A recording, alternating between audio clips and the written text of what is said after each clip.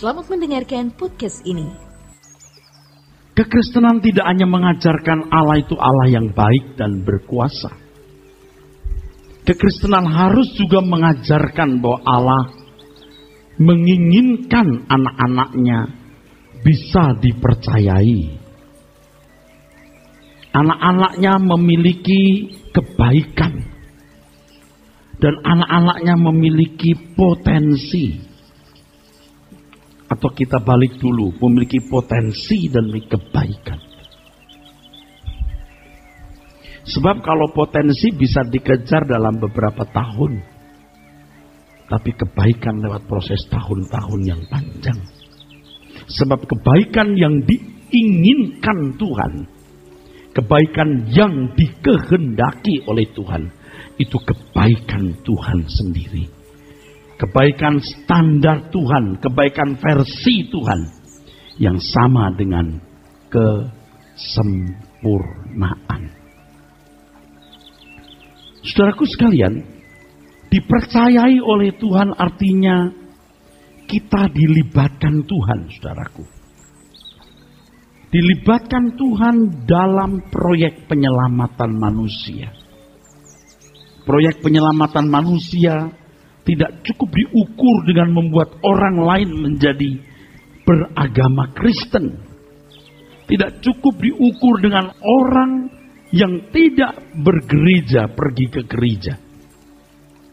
Penyelamatan atau proyek penyelamatan ini adalah ketika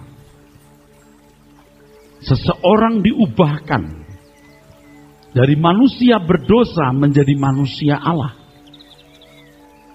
Dari seorang yang hidup dalam kodrat dosa, dalam sinful nature, kodrat dosa, diubahkan menjadi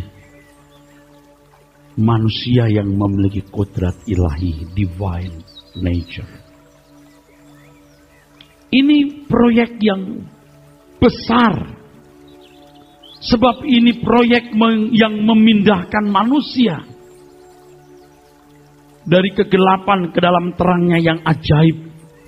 Memindahkan manusia untuk masuk ke dalam anggota keluarga kerajaan Allah. Anggota keluarga kerajaan surga. Luar biasa, saudaraku. Tuhan kalau mempercayakan kita proyek seperti ini, anugerah. Sungguh, saudara.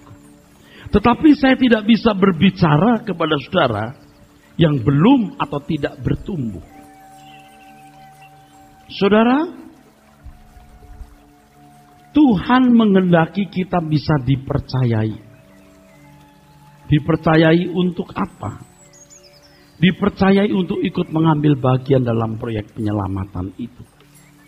Oleh sebab itu Tuhan memberikan kepada kita potensi, saudara. Ya. Setiap kita pasti memiliki bakat, talenta,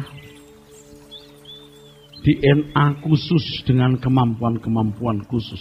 Setiap kita pasti punya, saudara. Setiap kita. Bidang di mana Tuhan menaruh kita, disitulah Tuhan mempercayakan kita untuk mengembangkannya. Jadi saudara harus mengerti bahwa bidang yang saudara geluti itulah wujud bentuk pelayanan konkret yang dipercayakan Tuhan kepada saudara. Kalau anak-anak sekolah, dia harus rajin belajar.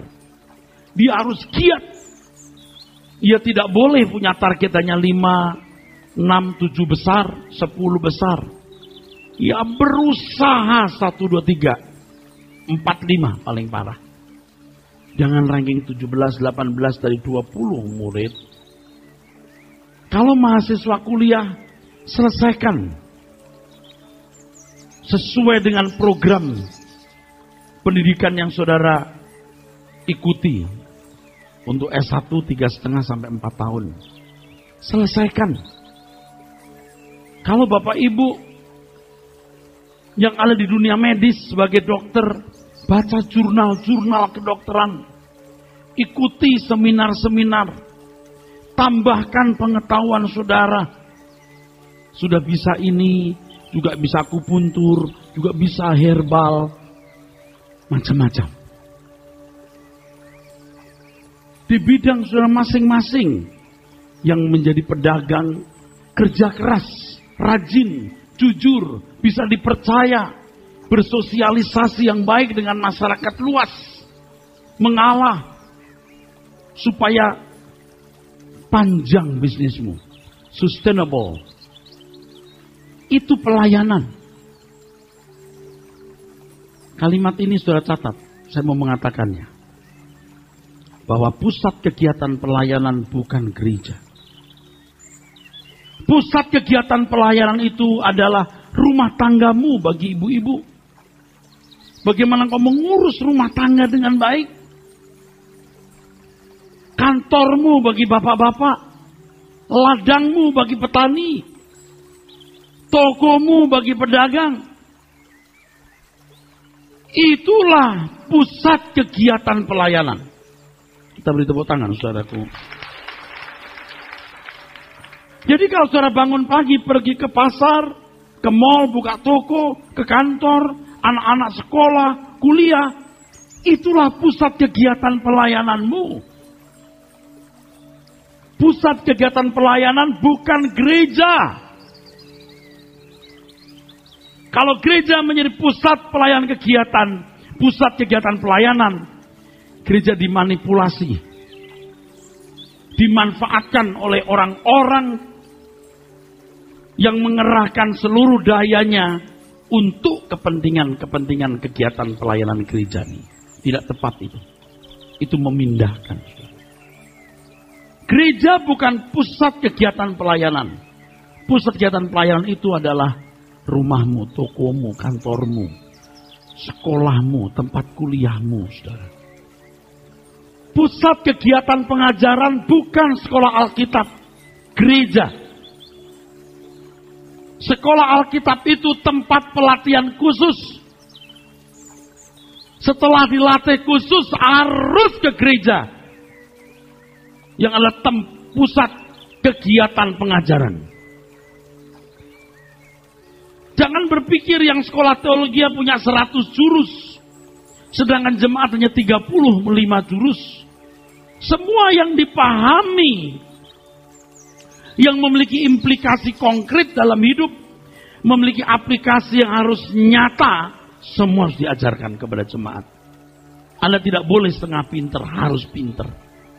Memang ada hal-hal yang tidak perlu saudara pelajari, seperti bahasa asli, latar belakang Alkitab yang detail.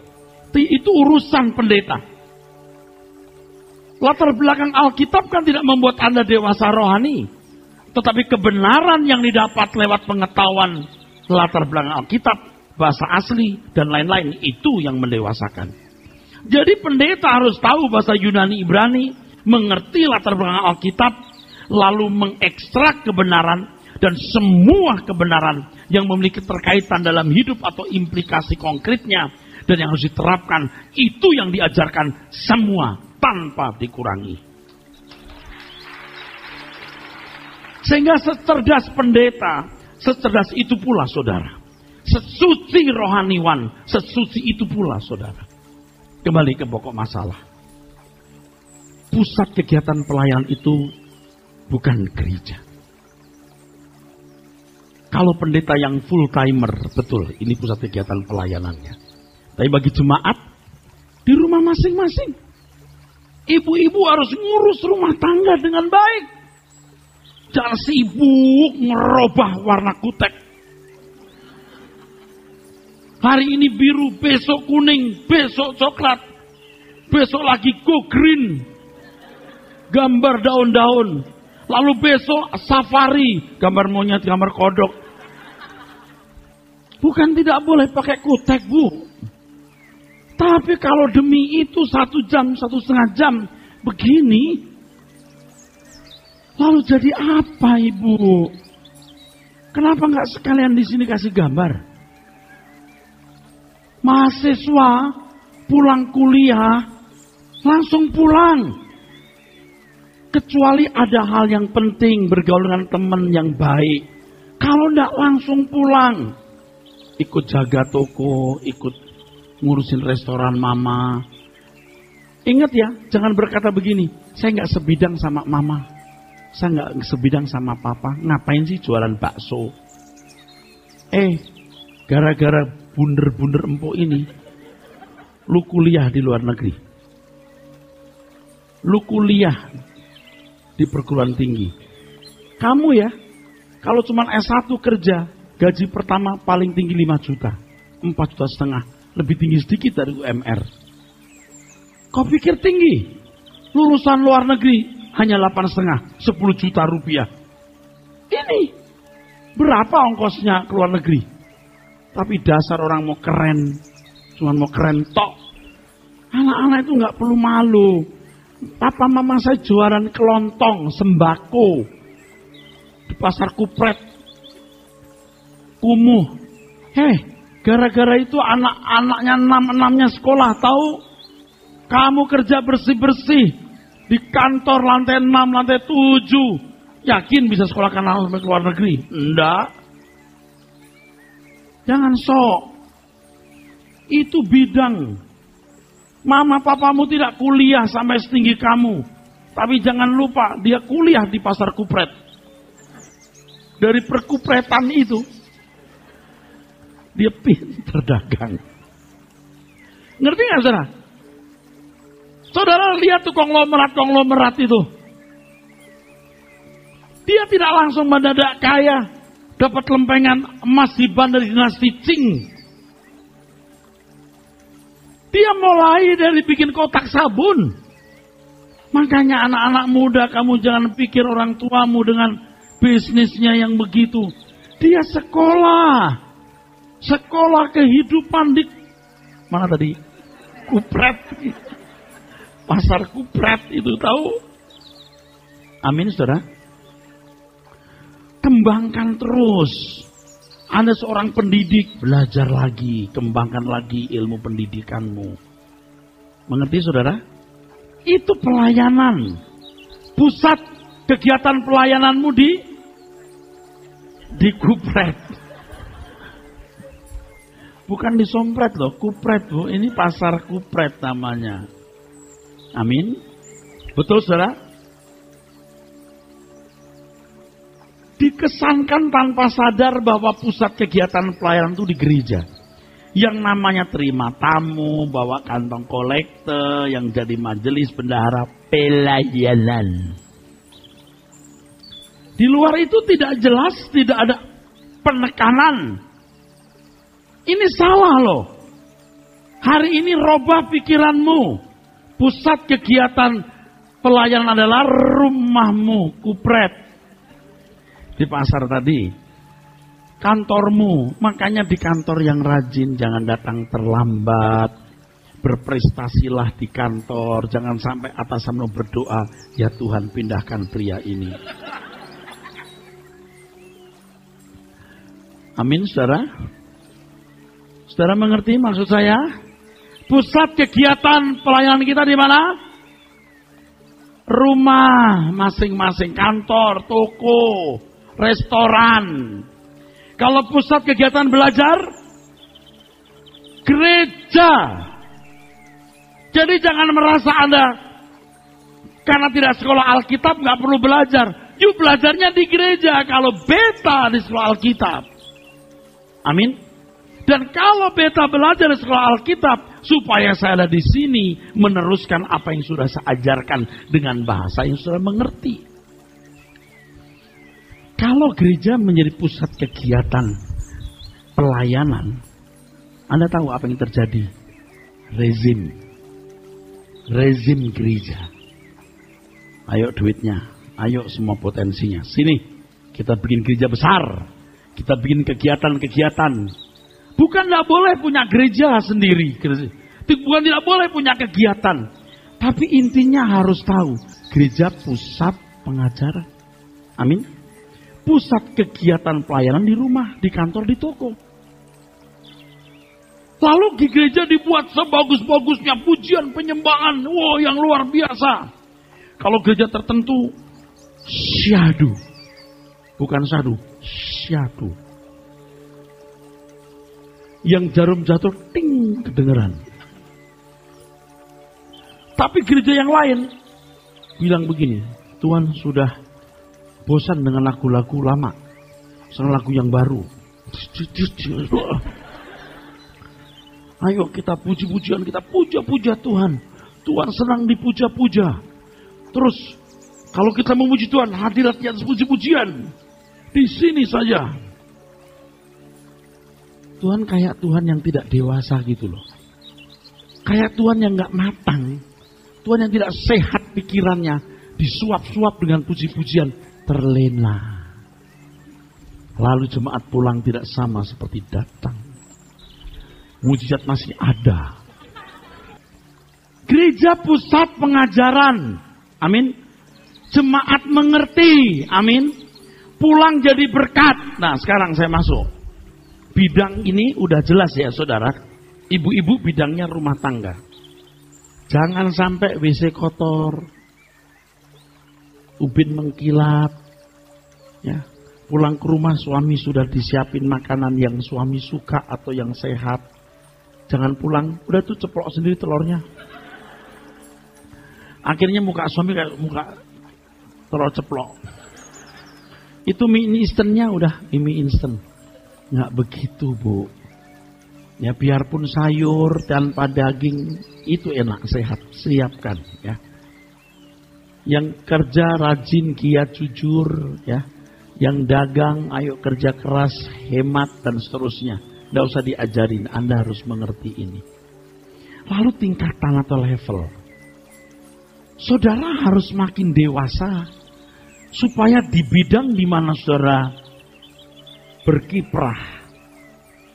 Di situ saudara akan menemukan atau berinteraksi orang-orang yang saudara sentuh. Amin. Halo. Memang tidak semua jadi komisaris atau direktur utama, betul. Tapi berprestasilah di kelasmu. Kalau orang yang bisnis dengan modal 3 juta, 5 juta, bikin mie ayam empek-empek di pinggir jalan atau depan rumah, berprestasilah di kelas itu. Ayo meningkat, betul nggak? Tidak semua jadi komisaris atau direktur utama atau dagang dengan kelas miliaran. Tapi di kelasmu berprestasilah. Setuju? Ngerti maksudnya ya? Jangan diukur begini. Wah, ada direktur utama. Kita teman kepala bagian. Kalau kelasmu kepala bagian yang berprestasi. Oh, hanya kepala gudang yang berprestasi. Setuju saudara? Amin? Di tempatmu berprestasilah. Lalu saudara, tingkatan kedewasaan. Semakin Anda dewasa, Anda semakin bisa menyentuh orang. Pelayanan itu adalah bagaimana merubah manusia menjadi manusia Allah. Saya udah ngomong tadi ya. Jadi kitanya harus berubah dulu. Kita harus berubah dulu dengan baik. Sungguh-sungguh berubah. Kita baru punya beban untuk merubah orang. Jadi dimanapun kita berada, kita menjadi berkat saudaraku. Nah masalahnya memang kalau seseorang belum sampai level yang baik, dia nggak akan punya beban. Mau cara bagaimana juga nggak bisa. Makanya ya kalau saya mengajar sekolah Alkitab, pendeta-pendeta, maksud saya mahasiswa yang belum diubahkan karakternya, cuma mau jadi sarjana, aduh mengerikan saudaraku. Dia sendiri harus berubah dulu, ya, menjadi manusia Allah. Atau dalam proses lalu menolong orang menjadi manusia Allah. Kitanya sendiri belum bagaimana. Makanya Bapak Ibu Saudara sekalian, di gereja ini kita diajar kebenaran secara pengertian atau secara kognitif. Sebanyak-banyaknya. Kalau Bapak Ibu percaya saya, dengarkan khotbah saya. Jadi Bapak Ibu, secara kognitif pengenalan akan Tuhan harus tambah. Lalu tiap hari harus ketemu Tuhan.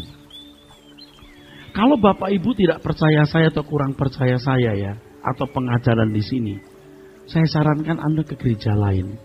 Cari pendeta yang you percaya, dengarkan khotbahnya, ikuti jalan hidupnya, contohlah dia dan bertumbuhlah. Jangan di sini you ngomongin saya, you nggak mau dengerin khotbah, maunya komentar-komentar nggak bener, lalu you di sini. Saya nggak ngerti you maksudnya apa. Jangan sampai dilipet disetrika nanti. Ganggu pelayanan. Amin. Bukan saya takut. Manusia model saya begini malah takut orang, bukan sok. Hah? Jangan nanti kamunya nggak bertumbuh. Carilah gereja lain. Kudoakan kepergianmu. Yang penting di surga kita ketemu. Jangan di sini malah nggak masuk surga. Itu maksudnya. Di sini dengerin dong yang bener. Amin. Saudara punya nurani, saya frustasi begini itu mau nyari apa? Cuman kita mau membawa saudara ke surga, saudaraku. Lalu ketemu Tuhan tiap hari. Saya tadi pagi jam 12:30 pagi masih berdoa, bukan sok. Tuhan aku pagi nanti, ya. Saya mau bilang besok, bukan besok udah pagi. Nanti sebentar aku khotbah Tuhan. Jangan aku mengucapkan kata-kata yang salah Tuhan. Saudara kenali Tuhan secara pribadi bisa membedakan aja nih benar atau salah. Kalau saudara sungguh-sungguh mengenal kebenaran dan tiap hari ketemu Tuhan, saudara disentuh Tuhan, Anda bertumbuh, punya pikiran, punya perasaan Tuhan. Yang pertama, Anda tahu nggak? Anda jadi cerdas. Cerdas di bidangmu. Itu ada pendoa-pendoa syafaat yang ada dekat Tuhan, tapi nggak produktif. Saya ragu-ragu dia betul-betul anak Tuhan atau tidak. Anak Tuhan pasti cerdas. Oke, dia pendoa syafaat. Oke, dia konseling. Tapi cerdas loh. Jangan dikit-dikit cabut roh. Kok kayak cabut bulu ayam aja loh.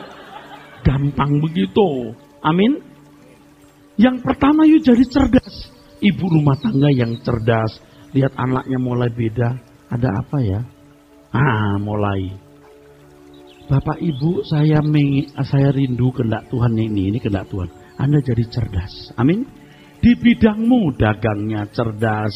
Semua cerdas, percaya deh. Yang kedua, saudara menyentuh orang.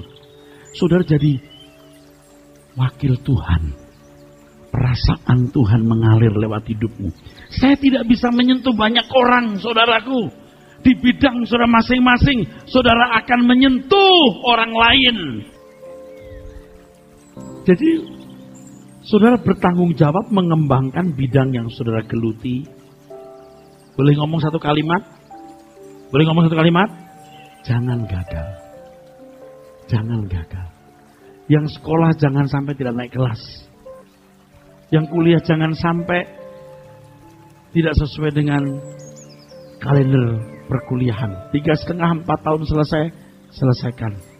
Jangan 3,5 tahun, 4 tahun selesai 10 tahun. Nggak boleh. Amin, saudara. Jangan gagal. Oke? Kalau Anda bisnis, hati-hati. Saya orang yang sudah sering ditipu orang. Bukan ditipu, sering. Tapi makin hari makin cerdas. Kalau dulu motivasi saya masih keruh.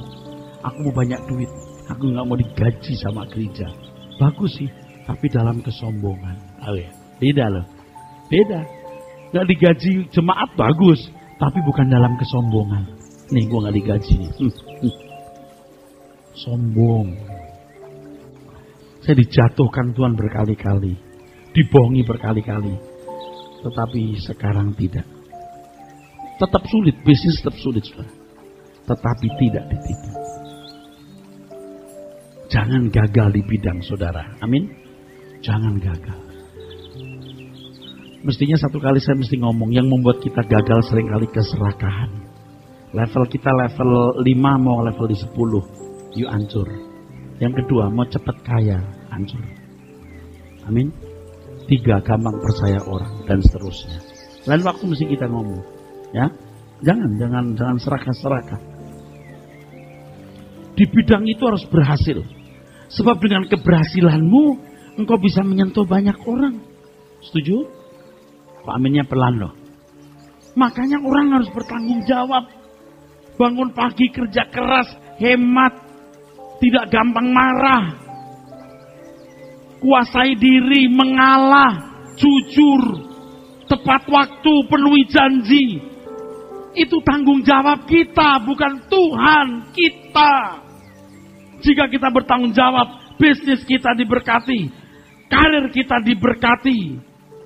Jadi dokter-dokter yang handal, baca jurnal-jurnal, ikut seminar, terus kembangkan diri. Orang juga nyari.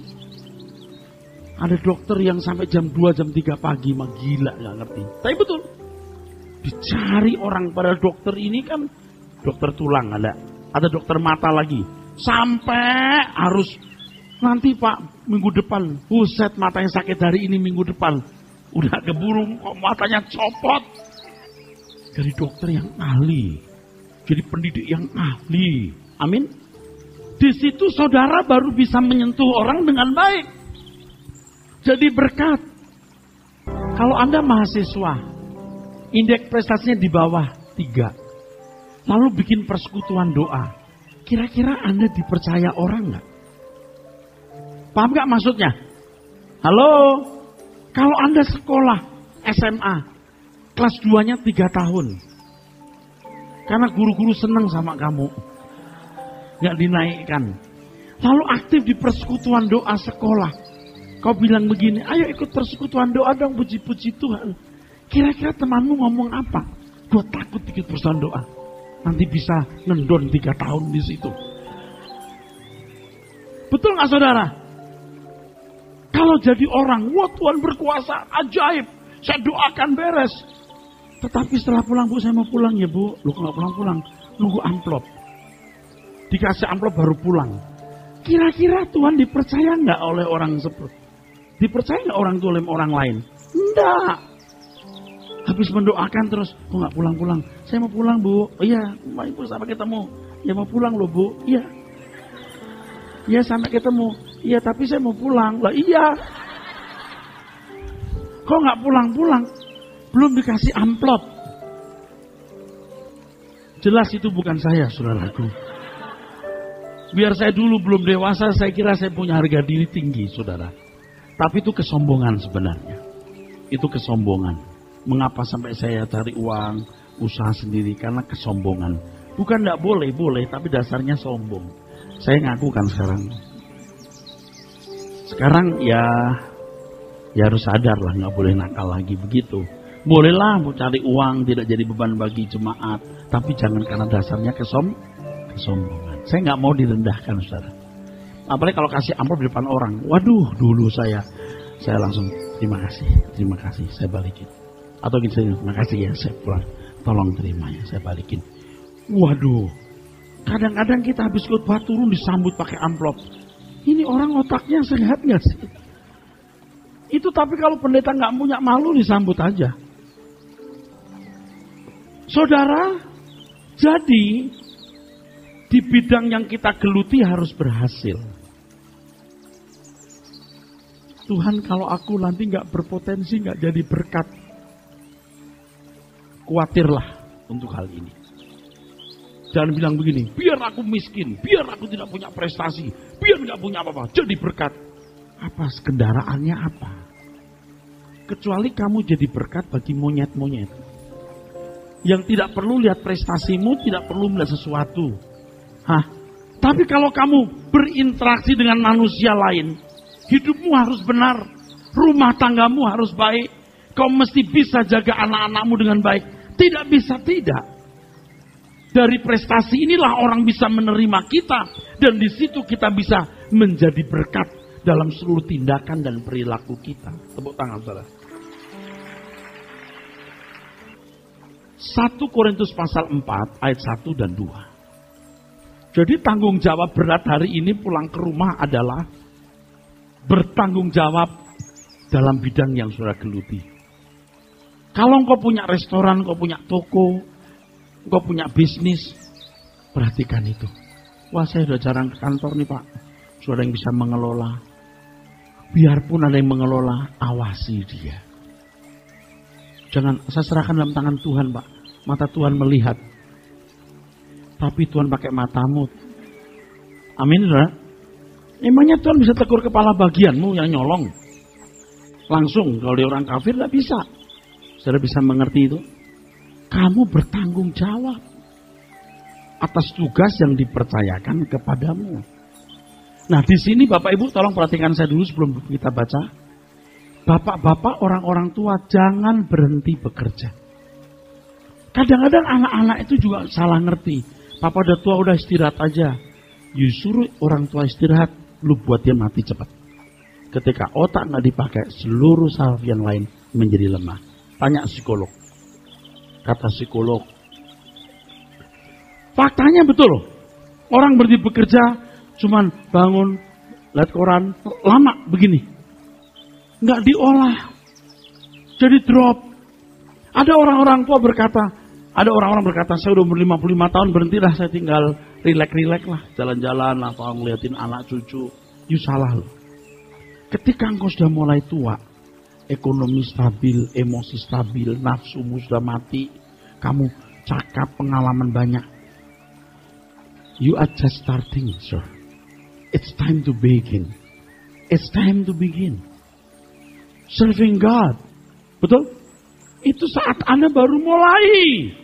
Bukan pensiun. Jadi kalau Bapak Ibu tuh orang tua, nggak usah kerja keras. Tapi jangan berhenti aktivitas.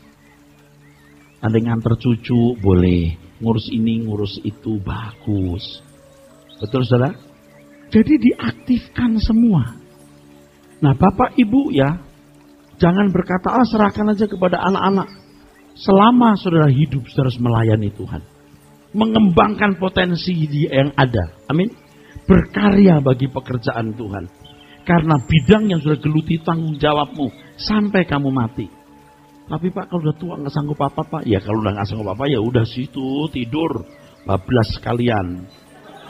Tapi kalau masih bisa jalan, mikir, jalan dan mikirlah. Ini pendeta nggak pernah tua, sombong banget. Pak, saya belum pernah tua, bukan sombong Pak. Saya itu udah ketemu banyak orang. Jadi saya lebih pengalaman ketemu orang-orang tua. Ini jemaat ribuan sudah ketemu banyak orang. Saya bukan suruh Bapak Ibu kerja, nanti jangan pulang-pulang marah-marah. Saya pendeta Edian sinting gila. Wah, tua-tua begini, kerja. Edian, wah. Emangnya dia siapa suruh saya kerja? Gaji berapa? Gaji berapa? Sambil apa giginya? Gini loh Om bukan suruh kerja, suruh punya aktivitas Om. Jadi selama orang hidup itu Om, itu orang harus punya kegiatan Om. Ini khotbahnya untuk Manula yang terakhir ini. Sudah baca ayatnya sebelum orang tua marah. Ayo baca ayatnya. 1 Korintus 4 ayat yang ke-1 dan yang kedua. Ya.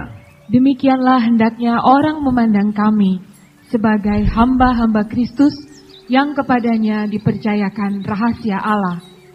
Yang akhirnya dituntut dari pelayan-pelayan yang demikian ialah bahwa mereka ternyata dapat dipercayai. Ya.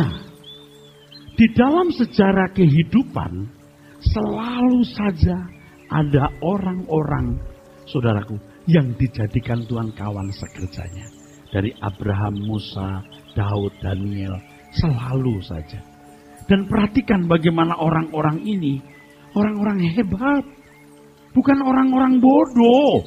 Orang-orang yang hebat di bidangnya. Coba yuk sebut siapa? Abraham. Abraham itu Pak, diberkati kaya.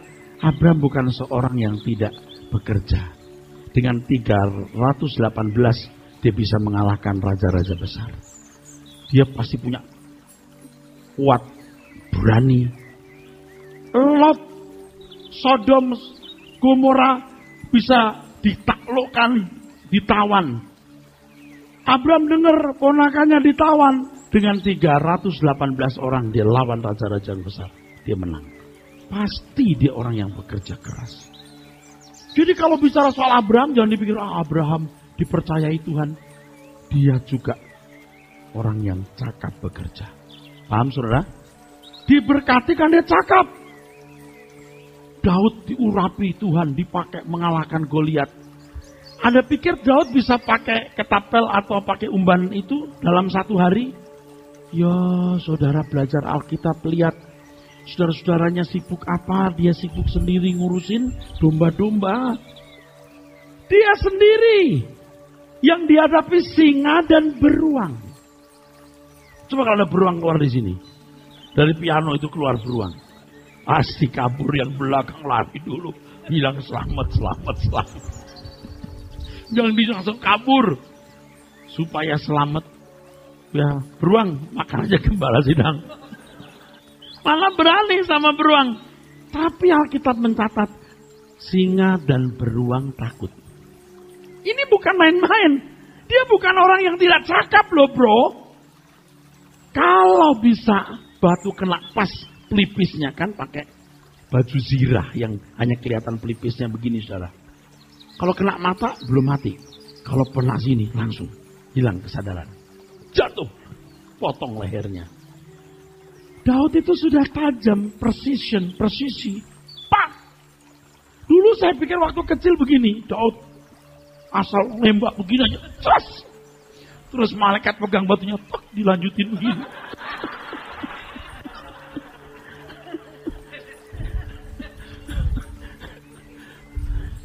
Dipegang sama malaikat, dikenain gini, dung. Itu mitos. Nggak logik. Memang Daud itu suka bikin pusing beruang. Begitu muncul saya, plek, cek. Kenapa gue pusing ya? Jadi beruang dan singa, begitu ada Daud, pusing kok. Beruang dan singa takut. Betul? Penjelasannya logis nggak? Logis. Anda jangan pikir begini, begitu beruang ada Daud, ada dua malaikat besar di situ. Dan malaikatnya begini, nih. Sehingga beruangnya, ya deh, agak deh. Itu mitos. Daniel, seorang yang suka berdoa, bangsawan. Musa, anak Firaun yang cakap menjadi pemimpin, cakap berperang. Nggak ada orang yang nggak jelas langsung dipakai Tuhan, dipercayai. Nggak ada.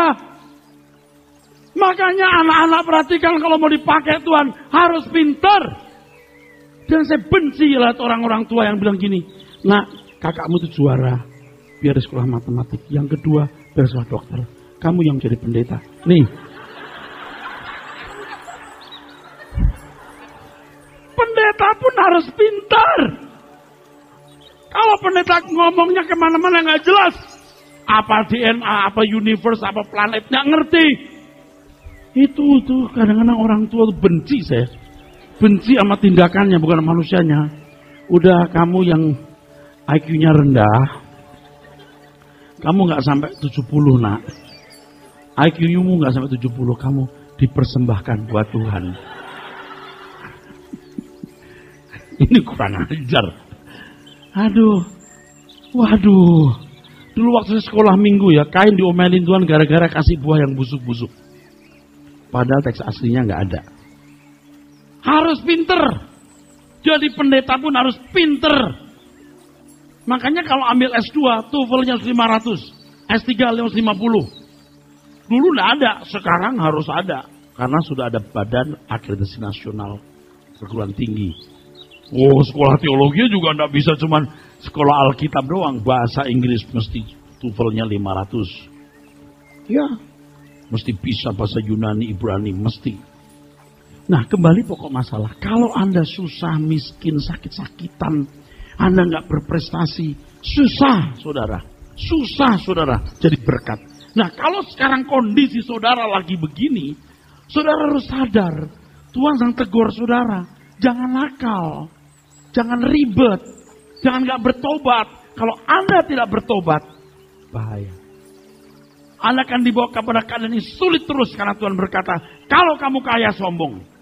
Kalau kamu terhormat, kamu injak orang. Nah, makanya Bapak Ibu harus perhatikan yang ini. Karakter ini. Manusia, kita harus benar baru bisa menolong orang lain. Tingkatan level kekristenannya harus benar-benar baik. Supaya kita jadi berkat. Nanti hasilnya dua, saudaraku. dari kehidupan kita yang berprestasi dan karakter kita yang menampilkan pribadi anak Allah, hasilnya satu, sikap hati. Sikap hati. Makin hari makin diasah sikap hatinya. Yang kedua, reaksi. Reaksi sesama. Ini dipersoalkan Tuhan. Ketika aku lapar, kau berikan aku makan. Kalau Anda miskin gak punya makanan, bagaimana bisa memberikan makan kepada orang yang lapar? Harus punya keberhasilan di bidang kita. Reaksi sesama. Sikap hati, reaksi sesama. Jadi pada waktu Tuhan proses kita, lewat firman yang kita dengar, lewat pengenalan pribadi setiap hari bertemu dengan Tuhan, lewat pengalaman hidup, sikap hati kita dirubah. Dan sikap hati ini bagaimana kualitasnya? Dibuktikan dengan ini. Reaksi sesama. Tuhan tahu Abraham itu mengasihi Tuhan. Tuhan tahu harus dibuktikan. Sembelih anakmu Ishak. Lazarus yang dikirim Tuhan ke orang kaya itu sebenarnya sebagai tes apakah dia punya reaksi yang baik. Ternyata sikap hati buruk sehingga dia tidak punya reaksi, sehingga sesamanya tidak menerima berkat dari kehidupannya. Saudara di gereja ini belajar. Keagungan kita bukan jadi pendeta, pembicara hebat. Tetapi apakah dari pembantu rumah tangga, sopir, bawahan, kolega bisnis, atasan, pejabat tinggi. Merasakan bahwa kita manusia Allah yang menunjukkan adanya surga. Amin saudara. Ini yang penting. Sikap hati kita. Lalu reaksi sesama. Ketika Tuhan melihat kita punya sikap hati yang benar, terbukti dengan reaksi sesama yang baik, Tuhan akan mempercayakan hal-hal yang lebih besar. Lazarus 1 berhasil kita sentuh. Ada 10, 20, 100, 200 Lazarus yang lain yang kita akan sentuh. Kita harus merasakan ketegangan.